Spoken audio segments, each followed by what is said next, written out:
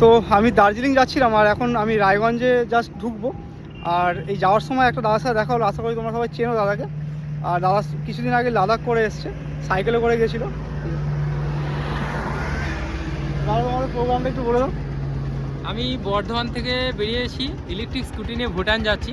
আর পশ্চিমবঙ্গের আমরাই মনে হয় প্রথম যারা ইলেকট্রিক স্কুটি নিয়ে ভুটান যাচ্ছি।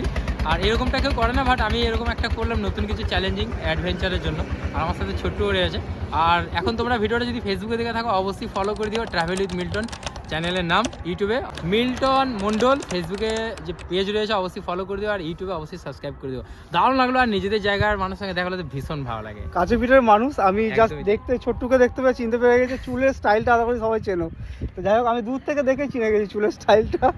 আর দাদা একটু দেখে দিই আমি কি আছে তোমার ব্যাগে এখানে। ভুটান, শুধু ভুটানটাই করছো তো? আচ্ছা, এটা কি নতুন গাড়ি না তোমার আগে? নতুন নিয়ে দাদা।